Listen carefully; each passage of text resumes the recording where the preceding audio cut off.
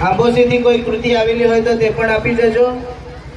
તામસડી group જે music હોય તો તમારું પણ અહીંયા આપી દેજો.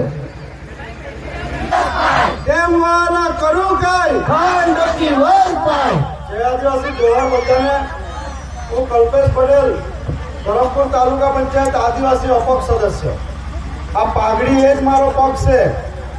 આ તમે જે પાઘડી વાળા બેહેલા ને એ જ મારો રાજકીય પક્ષ છે. મારો કોઈ પક્ષ નથી, મારો સમાજ એ જ મારો પક્ષ છે.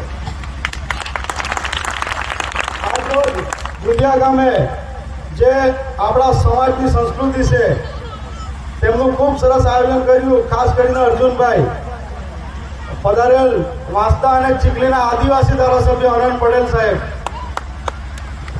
ડોક્ટર હેમંત પટેલ સાઈનાથ હોસ્પિટલ સાથે પધારેલ મહારોડી ગામ સભાના અધ્યક્ષ રમેશભાઈ, વાંસદાના સરપંચ બી પધાર્યા, ઉનાઈના સરપંચ, અમારી સાથે પધારેલ ધરમપુર આદિવાસી એકતા પરિષદના પ્રમુખ શ્રી કમલેશભાઈ. આજે અહીંયા આવ્યો એટલે જોઈને લાગે કે બિરસા મુંડાઓ જાગી ગયા છે. અહીંયા હવે જે 28 તારીખે રેલો નીકળેલો ધરમપુરમાં, એનાથી મોટો રેલો વ્યારામાં નીકળ્યો, એનાથી વધારે મોટો રેલો વઘઈમાં નીકળ્યો, આવતીકાલે એનાથી વધારે મોટો રેલો નીકળશે કપરાડામાં. આપણે આદિવાસી કોણ છે, આદિવાસીનું લોહી છે એ બતાવવાનું છે. આવતીકાલે બતાવશો ને? કારણ કે કેટલાક તો એવું ક્યાં કરતા છે કે 2000 જવાના છે દાદા કપરાડા, 20,000 નીકળશું ધરમપુરથી. કારણ કે દેવુભાઈએ કીધું છે, મોહના ગાવચાની સરપંચ, અમે આજે મિટિંગમાં નહીં આવવાના મળે, અમારે કાલનું આયોજન કરવાનું છે. એવા યોદ્ધાઓ બી આપણી સાથે છે.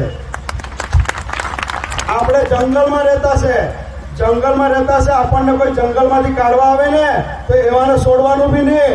આપણે તો તે જ દિવસે કહી દીધું ઉખલી નાખુલા, પછી કોઈ બી હોય એ તાકાત બતાવી દીધી છે. આપણે આદિવાસી કોણ છે? આપણે જંગલમાં રહેવા વાળા છે. પણ તમે સિંહ બનીને રહેજો જંગલમાં, કારણ કે બલી હંમેશા બકરાની ચડાવાય છે, સિંહની નહીં. સિંહ બનીને રહેવાનું છે. આપણે સિંહ એવા બનવાનું છે કે પેલા પાળેલા સિંહ પેલા પાંજરામાં રહે ને તે સિંહ નહીં બનવાનું, પેલા બહાર ખુલ્લા ફરે ને એ સિંહ બનવાનું. કારણ કે પાળેલા સિંહને તો જે ટુકડા નાખવામાં આવે ને એ જ ખાય છે, પરંતુ જ્યારે જંગલમાં ખુલ્લો ફરે ને એ તો શિકાર શોધીને ખાય છે. આ વાત કોઈ રાજકીય પક્ષે પેલું મગજ પર નહીં લેવાનું. અને यो कार्यक्रम आयोजन केला काय આપણે આદિવાસી સંસ્કૃતિला બચાવાयची બહુ જરૂર आहे. અને આપણે ही संस्कृती भूलत गेलो